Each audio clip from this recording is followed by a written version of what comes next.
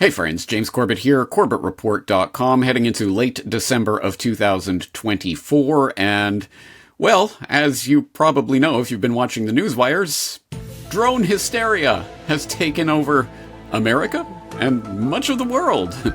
Everyone's on the edge of their seats, wondering, what are these drones? What are they doing? And now video is emerging of drones? Question mark? Approaching stationary, mysterious orbs in the sky? Question mark? And something resulting from that interaction that causes the drone? Question mark? To fall from the sky? Question mark? Who knows? It's all unsourceable, undocumentable, unverifiable social media imagery, and the US government has collectively gone, whatever. Don't worry about it, guys. I mean, even for people who have recently fallen off the turnip truck, maybe if you've got spidey senses, I think they should be tingling right now, and not necessarily because, oh my god, it's an alien invasion. Although, who knows? Who knows what 2025 has in store? Well, anyway, since everybody is freaking out right now, and since the establishment media is hyping and feeding into this fear cycle for some reason or other, I thought it would be a great time to re-release my 2015 exploration of how to fake an alien invasion. That's right. In case you didn't know, back in the Corbett Report archives, I have an extended treatment on this subject. So, if you have any questions about this topic, where does the disclosure movement come from? Who is funding it? Who's behind it? What has it accomplished, at least up until 2015? What is, for example, this Project Bluebeam that I've heard endlessly talked about in the alt media, but never with a citation, never really drilled down on what is that? Where does it come from? It's just a vague idea that's just floating out there. Well, if you have those types of questions, here are the answers. So, without further ado, I will present to you episode 301 of the Corbett Report on how to fake an alien invasion, with the proviso that, of course, as always, not only is this available for free in audio and video format, it is also available in text format. Yes, there's a complete hyperlinked transcript of this episode in case you want to follow along and follow the sources back to the source documents that I cite in this jam-packed episode. Having said all of that, strap in and enjoy.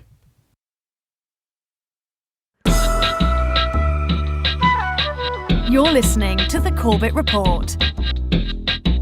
CorbettReport.com.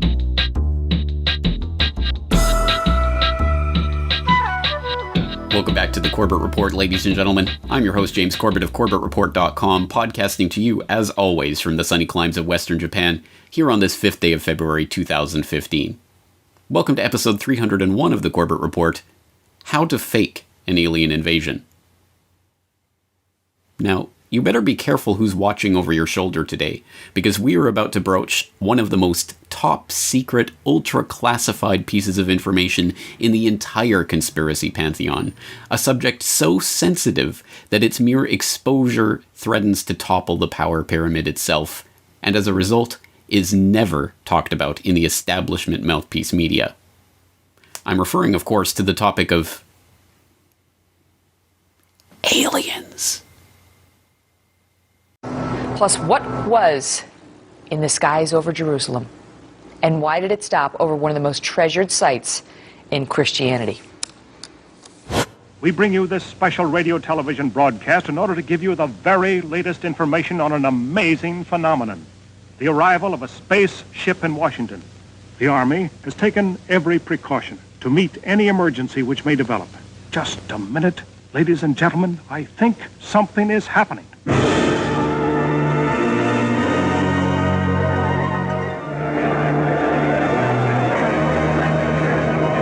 What's hovering over Salt Lake City? Is it a rocket, a blimp, a UFO?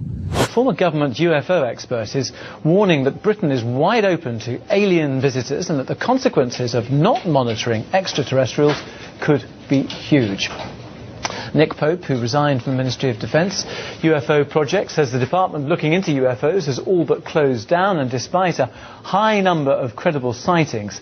Let's speak to Nick Pope. He joins us both in the studio. We want to meet this guy. Joining us now, our team leader, James Fox, one of the nation's top UFO experts.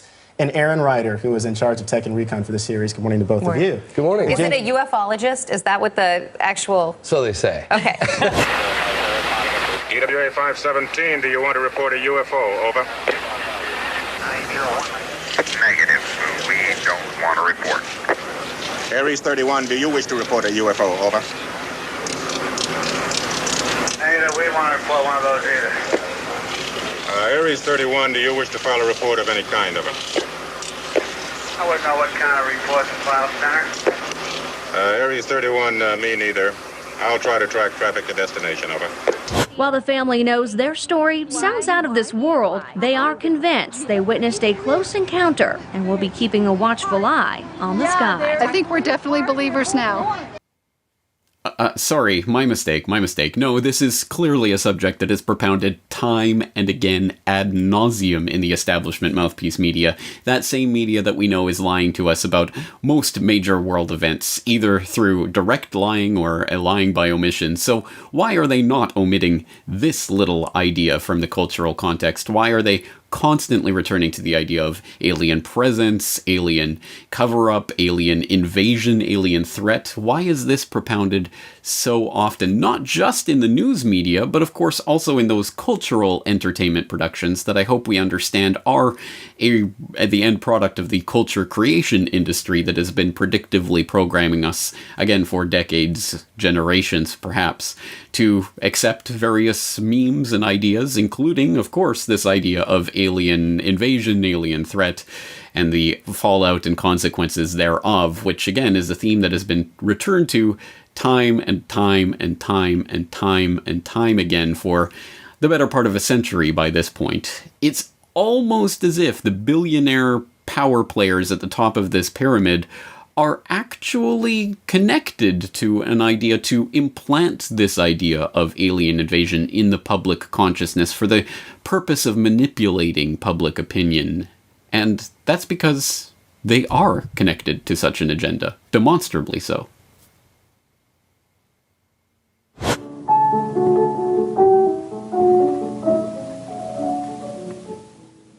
Ladies and gentlemen, here is the latest bulletin from the Intercontinental Radio News. Toronto, Canada. Professor Morris of Macmillan University reports observing a total of 3 explosions on the planet Mars between the hours of 7:45 p.m. and 9:20 p.m. Eastern Standard Time. This confirms earlier reports received from American observatories. Now, nearer home, comes a special bulletin from Trenton, New Jersey. It is reported that at 8:50 p.m., a huge flaming object, believed to be a meteorite, fell on a farm in the neighborhood of Grover's Mill, New Jersey, 22 miles from Trenton. The flash in the sky was visible within a radius of several hundred miles, and the noise of the impact was heard as far north as Elizabeth. Orson Welles' War of the Worlds. Never before had a radio broadcast provoked such outrage or such chaos. Upwards of 1 million people convinced, if only briefly, that the United States was being laid waste by alien invaders, and a nation left to wonder how they possibly could have been so gullible. By 8:15 Eastern Time, telephones were ringing madly all across the country as concerned Americans tried to determine the whereabouts of relatives, warn friends and acquaintances, and most of all, corroborate what they were hearing. A what? Wait a minute. For the next several hours, newspapers, radio stations, and police precincts from coast to coast Ma'am, we don't know anything would be about it. swamped with calls. Well, I can't help that, ma'am. We just don't know anything about it. Well, did I say something about a quiet Sunday evening? What's going on? Soon, strange bulletins began coming in over the press service wires. In Bergenfield, New Jersey, just north of Grover's Mill, some 20 families turned up at a police station with all of their household possessions piled into their cars. In Indianapolis, a woman rushed to the pulpit in a Methodist church, shouting that the end of the world had come. And in Washington State, a spectacularly ill-timed power failure plunged the small town of Concrete into darkness and sent terrified residents fleeing into the mountains. The battle which took place tonight at Grover Mills has ended in one of the most startling defeats ever suffered by an army in modern times. 7,000 men armed with rifles and machine guns pitted against the single fighting machine of the invaders from Mars. 120 known survivors. Here's a special bullet in New York. Well, my wife, she came in, my wife just wringing her hands and wailing away, her eyeballs about to pop out onto her lap, going, "What is it? What is it? What could it be? Is it the Germans?" Well, she hadn't heard the word Martians, but I had. There's a brief statement informing us that the charred body of Carl Phillips has been identified in a Trenton hospital. Now here's another bulletin from... We think that we're really smart, but if there's a cue out there that could possibly be dangerous, we're going to react to it protectively, autonomically, instinctively, fear first, and reason and facts second. Now, I'm sure that the majority of the listening and viewing audience will be familiar with the story of Orson Welles' infamous 1938 radio dramatization of the famous H.G. Wells novel, The War of the Worlds, and the resulting hysteria and panic that ensued, driving people insane, believing them there to be a real alien invasion taking place, and farmers running out into the fields, shooting at grain silos, and the like. And that story is a fascinating one for a number of reasons, namely because it is a confluence of different events in world history at that time that had a very interesting and profound effect on shaping an entire field of study.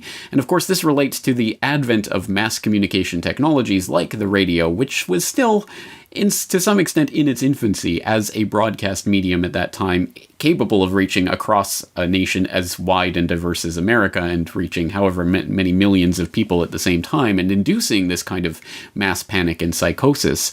And it is interesting to study in that regard, and so it is not surprising that it was immediately made the subject of such a study, funded by who else? The Rockefellers. And we can take more on this from a very, very important article that was published on globalresearch.ca back in 2012, Early Psychological Warfare Research and the Rockefeller Foundation, by Professor James Tracy. Reading from that article, quote, "The founding fathers of mass communication research could not have established their field without Rockefeller largesse. Alongside World War I propagandist and University of Chicago political scientist Harold Lasswell, psychologist Hadley Cantrell was a principal contributor to the knowledge and information that helped propel Rockefeller-controlled enterprises and American empire in the post-war era.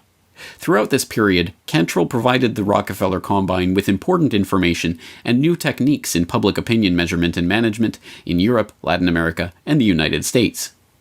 A roommate of Nelson Rockefeller's at Dartmouth College in the late 1920s, Cantrell took a doctorate in psychology at Harvard, co-authoring The Psychology of Radio with his doctoral mentor, Gordon Allport, in 1935. Radio is an altogether novel medium of communication, Cantrell and Allport observed, preeminent as a means of social control and epochal in its influence upon the mental horizons of men. The work garnered the attention of Rockefeller Foundation Humanities Division officer John Marshall, commissioned by the foundation with convincing commercial broadcasters to include more educational programming into their advertiser-driven schedules. To this end, Rockefeller was funding fellowships at the CBS and broadcasting networks. Aware of the Dartmouth connection, Marshall encouraged the enterprising Cantrell to apply to the foundation for support. Cantrell's request resulted in a $67,000 grant for a 2-year charter of the Princeton Radio Project at Princeton University. There, Cantrell proceeded to develop studies assessing radio's effects on audiences. In 1938, Cantrell also became a founding editor of the Rockefeller Foundation-funded Public Opinion Quarterly, an organ closely associated with U.S. government's psychological warfare endeavors following World War II. When the Princeton venture commenced, another trained psychologist close to Rockefeller, CBS Director of Research Frank Stanton, was named PRP lead researcher, but took a secondary role of associate director due to his position at his broadcast network. At this time, Austrian émigré social scientist Paul Lazarsfeld was recruited to join Cantrell. Thus, Cantrell, Stanton, and Lazarsfeld were closely affiliated and ideally positioned to embark on a major study involving public opinion and persuasion. The opportunity for such an analysis presented itself when CBS broadcast Orson Welles' rendering of H.G. Wells' War of the Worlds on October 30th, 1938. Lazarsfeld saw the event as especially noteworthy and immediately asked Stanton for CBS funds to investigate reaction to what at the time was the largest immediate act of mass persuasion in human history. Over the next several months, interviews with War of the Worlds listeners was collected, provided to Stanton at CBS, and subsequently analyzed in Cantrell's 1940 study, The Invasion from Mars, a study in the psychology of panic. End quote. A fascinating little tidbit from history, I trust that you'll agree, and if you do, I hope you'll go and follow the link in the show notes to that original article so you can continue reading about Hadley Cantrell's adventures providing studies and information about psychological persuasion to the Rockefeller Foundation, and how that developed and contributed towards psychological warfare techniques for the U.S. Army and things of that nature. But, again, I think it is interesting to see this confluence of H.G. Wells' War of the Worlds becoming a radio dramatization, which incites this mass panic, the largest immediate act of mass persuasion in human history, that is then studied by the Princeton Radio Project, backed up by the Rockefeller Foundation. But you could argue that that's a tangential connection or just a coincidental connection, that this doesn't mean that the Rockefellers are interested in mass persuasion in terms of alien invasion per se. It's just that that was the immediate causal, proximate cause of this particular study. So you might fruitfully ask, are there any other connections between Rockefellers and this idea of faking an alien invasion or an alien presence of some sort? And the answer is yes. Yes, there is such evidence. Mr. Rockefeller backed many UFO-related projects in the period between the late 80s and 2000. But for the purpose of this hearing, we will concentrate on his political initiatives in these areas. Lawrence Rockefeller's first forays into ufology started sometime in the late 80s through Dr. Cecil B. Scott Jones, a parapsychologist and former U.S. Navy commander who had worked as naval attaché in Asia and at the Naval Scientific and Technical Intelligence Center. Between 1985 and 1991, Jones was special assistant to Senator Claiborne Pell, the powerful Rhode Island Democrat chairman of the Senate Foreign Relations Committee, who was deeply interested in parapsychology and who probably many of you met personally. Senator Pell was also friends with Lawrence Rockefeller, and both served on the board of the Human Potential Foundation, a small think tank launched in 1989 in Vienna, Virginia by Jones to conduct, quote, research into all conditions of humankind, physiological, psychological, and spiritual. Many of the papers released by the White House OSTP come from Scott Jones, who knew Dr. John Gibbons, a physicist who worked for many years as director of the Office of Technology Assessment for the U.S. Congress and was appointed in 1993 by the Clinton administration to direct the OSTP. What was the exact turning point of Lawrence Rockefeller's evolution from a general interest in consciousness studies into the specific area of UFOs and extraterrestrial intelligence is still unclear. But the end of the Cold War and the arrival in Washington of a younger generation represented by Bill and Hillary Clinton are key factors. He felt the time was ripe for a new and fresh approach into an area that had been previously dominated by a Cold War mentality. Rockefeller recruited for these efforts a longtime associate, Henry L. Diamond, an environmental attorney from Washington, D.C., whose links to the family went all the way back to the 1960s, when he worked with Lawrence in his conservation activities. Diamond also knew John Gibbons, and so he was the right person to make the first contact with the OSTP chief when he sent a memorandum on March 29, 1993, requesting a meeting. And I'm quoting now the first paragraph. Lawrence S. Rockefeller, who is a leading U.S. conservationist, businessman, and philanthropist, is anxious to have a brief meeting with Dr. Gibbons to discuss the potential availability of government information about unidentified flying objects and extraterrestrial life. As one who has had a long-time interest in environmental and spiritual issues, Mr. Rockefeller, with other leading citizens, is planning to make an approach to President Clinton on this subject. I invite all of the political media, all media in general, but certainly the political media, to look at the Rockefeller Initiative. It is one of the great stories in American history. It's one of the great political stories, certainly of this or any other time. It is filled with amazing people who are still around and still very powerful. At the time that Rockefeller approached, through his attorney, President Clinton. Clinton's one of his very key advisors was John Podesta. The chief of staff at the time was Leon Panetta. The wife of the president at the time was Hillary Clinton. A good friend of the family at the time, soon to be Clinton's Secretary of Energy, was Bill Richardson. And this event went on, or this initiative went on for 6 years. The press completely ignored it, as if, what's the news there? It's just a billionaire Rockefeller trying to get the president to release all the files on this phenomena, possibly put a letter into every newspaper in the country and release, and the truth embargo. There's no news there. Now, for those of you not immersed in the topic of the disclosure movement, you may not be familiar with some of these names and faces, but some of the main ones to take note of are, of course, Dr. Stephen Bassett, who founded and runs something called the Paradigm Research Group at paradigmresearchgroup.org. He defines himself as a political activist, lobbyist, commentator, the executive director of Paradigm Research Group and the Extraterrestrial Phenomena Political Action Committee, and executive producer of the X Conference, the Citizen Hearing on Disclosure, and the Congressional Hearing Initiative.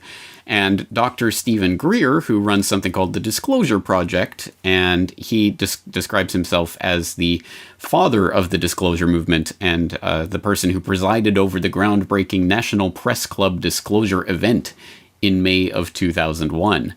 So these are some of the biggest names, if not the biggest names, in this disclosure movement, and, well, they don't really make a secret of the fact that the Rockefellers are, or specifically Lawrence Rockefeller, was a big help in getting this movement launched back in the mid-1990s. And again, we can document this, and in order to do so, let's turn to a very important website, which I will commend to your attention, and I hope that you guys out there have, well, I know some of you have already found it and have emailed me about it. I have found it myself, and it seems that myself and the author of this website are in accord on a number of our political views, especially the overall way in which the BRICS and China and Russia and other aspects of the New World Order system are being used as the good cop and a good cop, bad cop system, but also on this subject of the UFO disclosure movement in a very important article called Why Are the Rockefellers and the Jesuits Guiding the UFO Disclosure Movement at redefininggod.com.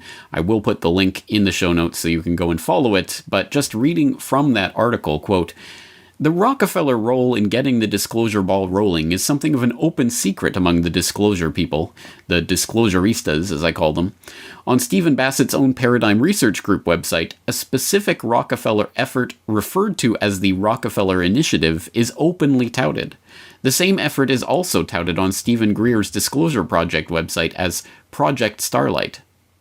This letter from the Project Starlight Coalition was the result of the historic Asilomar, California meeting that Dr. Greer organized and Lawrence Rockefeller paid for in June of 1995, just before Clinton's meeting with Rockefeller in August 1995. So, who is Lawrence Rockefeller? Well, according to Lawrence Rockefeller's biography, in 1937 he inherited his grandfather's seat on the New York Stock Exchange. He served as founding trustee of the Rockefeller Brothers Fund for 42 years from its inception in 1940 to 1982. During this time, he also served as president 1958 to 1968, and later its chairman 1968 to 1980, for 22 years, longer than any other leader in the fund's history. He was also a founding trustee of the Rockefeller Family Fund from 1967 to 1977. So not only was Lawrence deeply involved in the financial industry, but he was also among the founders of the Rockefeller Brothers Fund and the Rockefeller Family Fund. These funds are notorious for advancing globalist aims under the pretense of philanthropy. Lawrence also served on the Rockefeller Brothers Fund's Special Studies Project." End quote. Now, I'll let you continue reading about that Special Studies Project and the interesting fact that even now, 4 decades after the publication of the final report, the Prospect for America, the Rockefeller Panel reports, certain sections of that paper of that report are still classified, which is interesting in and of itself. But there are also screenshots of some of the pages of this report here in this this very important article, talking about how they are steering America towards shaping a new world order and things that you would expect to find in a typical Rockefeller study. I suppose the point here is to emphasize that Lawrence Rockefeller, of course, very much in the heart of the Rockefeller matrix, pushing this global government agenda, which David Rockefeller so gleefully admitted to in his memoirs, as I'm sure we all know, or we all should know by now. And I would, again, suggest you go to see this original article, if for no other reason than to click on such things as the Rockefeller Initiative or the Disclosure Project's own Project Starlight page, where you can browse through and see all of the main characters who are connected through this initiative that ran from 1993 to 1996, including, of course, President Clinton and Lawrence Rockefeller, along with Hillary and Dr. John Gibbons and John Podesta and Vice President Al Gore and all this other cast of Congress critters and very unsavory characters, including, of course, Dr. Stephen Greer, the aforementioned father of the disclosure movement. And again, all of these letters are archived here online, so you can go and read through them all, and the various correspondence between some of the players, including Lawrence Rockefeller and John Gibbons and Lawrence Rockefeller and the Clintons. I mean, this is a pretty interesting and openly admitted non-secret that the disclosure movement was really launched with the aid of Lawrence Rockefeller and the Clinton administration. So I think that should at least get our antennas up towards the possibility that this is going to be used towards the furtherance of some sort of staged or faked alien invasion. Now that, again, sounds like an outlandish prospect to those poor souls coming in from mainstream media land who are just landing on this site randomly. I hope that you will be able to at least appreciate that there might be a reason why the very rich and powerful and well-connected would be interested in doing something as ridiculous and outlandish, I agree with you there, as staging some sort of alien threat, alien presence, whatever it may be. But there, as I say, there are reasons why this might be done, and these aren't reasons that we have to speculate on. We can find all of the usual suspects talking about these reasons in all of the usual places, and of course, the big ones, global religion, global finance, and global government, uniting the world around this perceived alien threat. What is exceptional is that the Vatican was taking very seriously what science might tell us about the possibility of extraterrestrial intelligent life forms. That's what the conference was about. I can't tell you that the Vatican found any alien life. I don't think that's what they were looking for, but they were taking very seriously the issue. We probably won't be seeing aliens en masse anytime soon, but the Vatican's chief astronomer does say that there could exist other forms of life outside Earth. And he says if they do exist, they are God's creatures. How does this actually work? When Discovery decided they were going to do a show on alien invasions, your phone rings because you're on the sort of speed dial for theoretical physicists who can help them do the war game for how this might play out?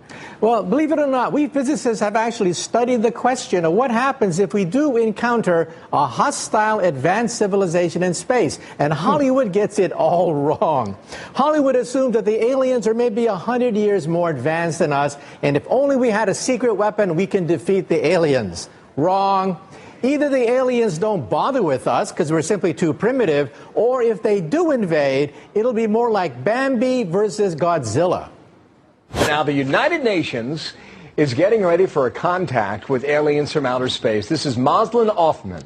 She's out of Malaysia. She will be planet Earth's first interstellar diplomat. First, I'll have to categorically deny that I was appointed or will be appointed the ambassador for aliens, the ambassador for United Nations for aliens.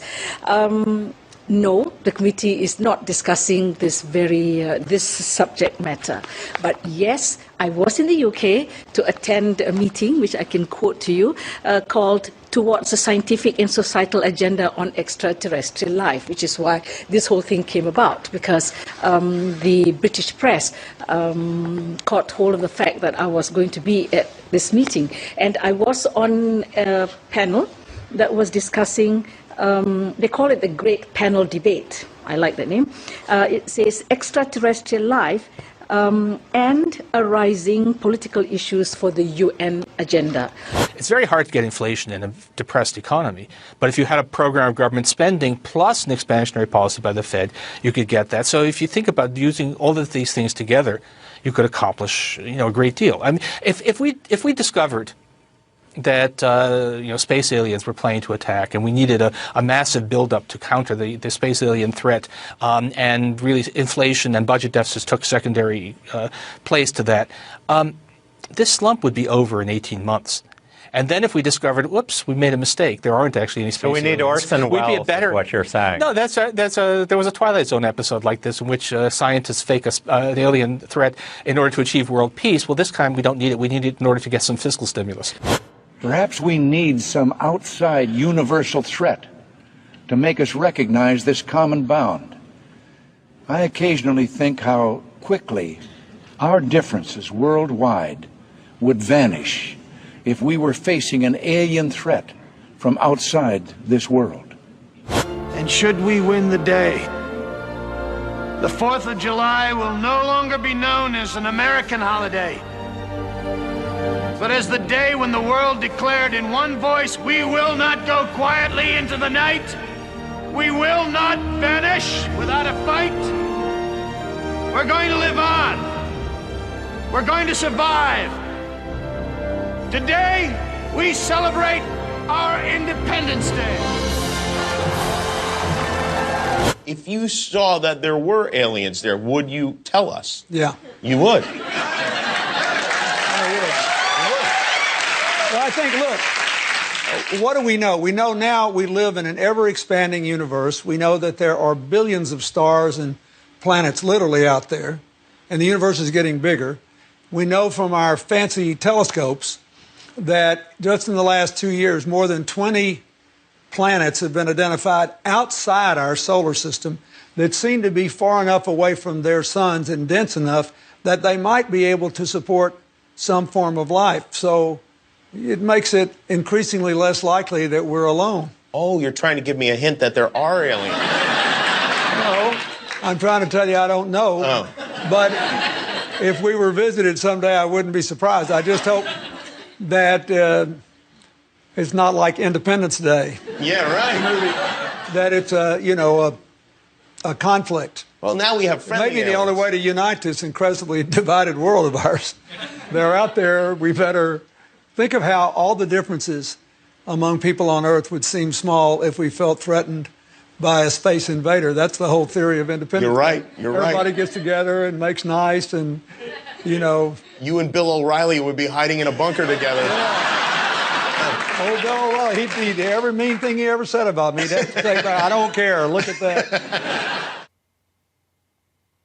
What an interesting milieu of characters we have floating around there. We have the Vatican and the UN and Nobel Prize-winning economists / Keynesian wingnut Paul Krugman and multiple presidents of the United States and all of these people all talking about the same thing. Wouldn't it be great if we had this idea of an alien threat that would unite us all behind fill in the blank, world government or world financial system or baptizing the aliens? Wouldn't that be wonderful? And it's interesting to look at this. I mean, I didn't fall off the turnip truck yesterday. I understand and can smell the public preparation for some sort of staged event when I see one. And, well, if it looks and smells and quacks like a false flag operation, it probably is one. And again, being supported by some of the most prominent and powerful and well-connected political and financial elites.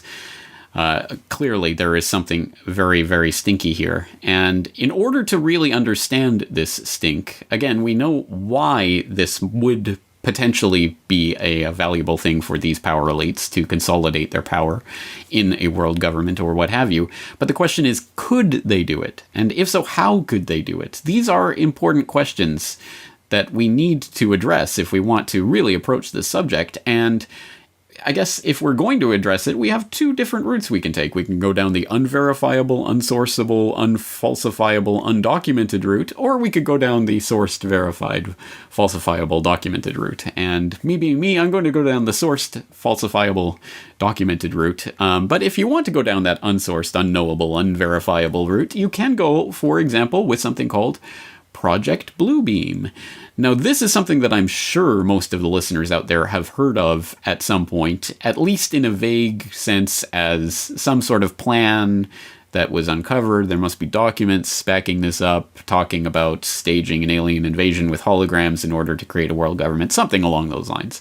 Well, if you really want to open up the Pandora's box of Project Bluebeam, it's much more specific than that and, well, somewhat more outlandish and much less documented than you might expect.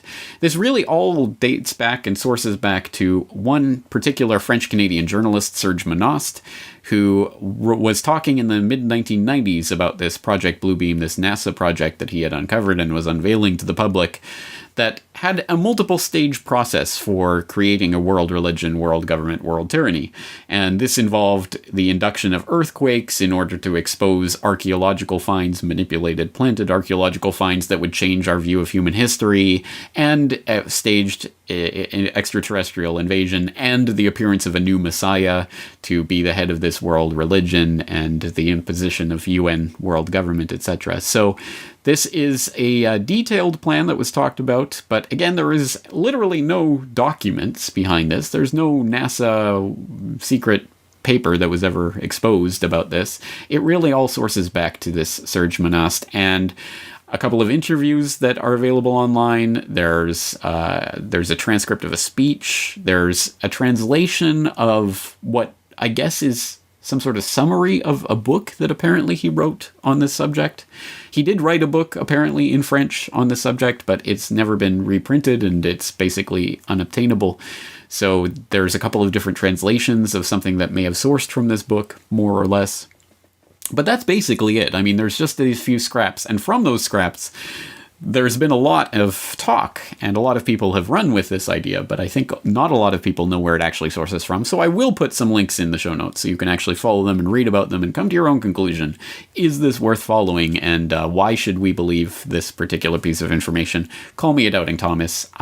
I'll believe it when I see something, anything documentable, verifiable, in terms of this plan.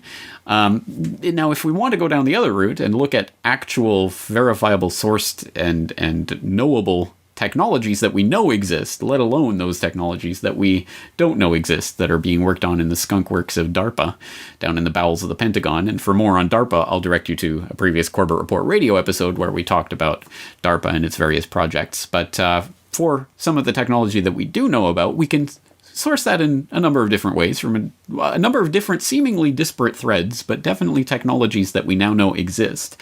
One place to start, we can get the clue from the book by previous Corbett Report guest James Perloff, Truth is a Lonely Warrior, where he talks about a Air Force military publication that was available on the Air Force website. You can still access it through there on the Wayback Machine, and again, the link will be in the show notes. And this is about an airborne holographic projector, which this af.mil website notes is a three-dimensional visual image in a desired location removed from the display generator. The projector can be used for psychological operations and strategic perception management. It is also useful for optical deception and cloaking, providing a momentary distraction when engaging an unsophisticated adversary. And you can see the unsophisticated visualization that is accompanying this on the website itself. But yes, very crudely, it's a plane projecting an image of another plane elsewhere in the sky. Now, that, of course, is a very crude implementation of this type of holographic technology that, at the very least, would be required for making the world believe we were under some sort of alien invasion threat or what have you. But that, again, is 20 years old now and sources from an Air Force military website. I'm thinking that the actual technology would be somewhat more advanced, but again, we don't have to speculate about that. We can take a look at the very real developments in technology, including such incredible things as beaming sound directly into people's ears, touchable holograms, and being able to manipulate people's perceptions and incite fear and panic through brainwave technology. The ultimate weapon in the info war would be so secret, so invisible, so undetectable, you would never know your mind was under attack.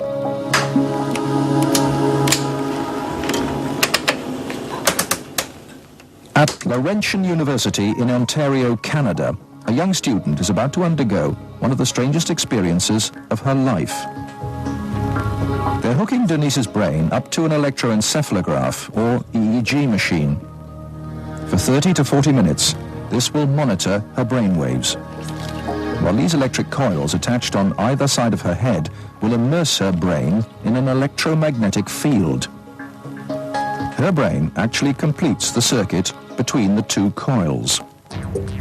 The field pulsing through her brain is less powerful than one given off by a digital clock radio, but acutely controlled and focused at specific parts of the brain, it will open Denise's mind to outside suggestion by this man. When you do a switch to see if it's right or left hemisphere, use your frontal temporal. Dr. Michael Persinger is a professor of psychology and neuroscience. He is designing ways to put the power of mind control to good use. Dr. Persinger's research focuses on brain trauma, and he uses carefully controlled doses of electromagnetic radiation to induce relaxation and alleviate pain. So what Sandra did was to initiate a opiate releasing pattern. That's a burst firing field that is stimulated once every 4 seconds. And that produces relaxation and a very pleasant sensation. Similarly, using the appropriate field, we can induce fear and apprehension, but clearly that would be unethical in that setting. Dr. Persinger's tests suggest that carefully programmed electromagnetic frequencies can tap into individual brains and influence people's emotions. The cognitive processes of the human brain are really quite simple. And if you understand how they work, you can make entire populations think and decide the manner in which you wish. Many experts are skeptical of such an Orwellian scenario, but Persinger thinks the implications are chillingly real. Suppose you generate a field that produces fear, fundamental fear, in large numbers of people. And then, over the television, more traditional ways, you say, the reason we're having this fear is because of this particular group. And now you start to move the population believing in a direction that you wish. To influence 250 million people, the equivalent of the entire population of the United States, may not be that difficult. According to Dr. Persinger, we already have the technology, satellites and television and radio transmitters. Mind control may already be happening. We know the mysterious PSYOPs plane can beam persuasive sounds and pictures into people's television sets. Will it someday beam disturbing frequencies directly into the mind? First, your voice is transformed into high-frequency ultrasound, sound so high no one can hear it. Ultrasound is highly directional, so, like a torch, it can be pointed at someone standing a long way away. Although they cannot hear the ultrasound, it causes secondary vibrations in the air around them, and it's that sound the person hears. So if you imagine you're in a room and I shine a flashlight at you, it's very bright for you, but it's very dark for everybody else. Much the same way, the audio spotlight creates a very narrow beam of sound that you can shine at a listener.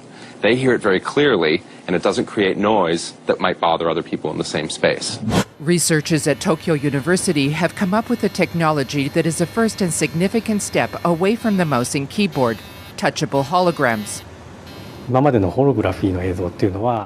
until now, holography has been for the eyes only, and if you try to touch it, your hand would go right through. But now we have a technology that also adds the sensation of touch to holograms. Now look, I'm not necessarily saying that there's going to be a staged alien invasion tomorrow and that we should all be concentrating on this, nor am I saying that there is no such thing as alien life in the universe. I would be shocked, flabbergasted if there was not, and whether or not it's visiting Earth, well, what do I know? How do I know? I mean, I haven't seen it myself, but does that mean it doesn't exist? Well, of course not. Again, I'll let you guys, you're grown-up boys and girls out there, I'm sure you can decide for yourself on things like that.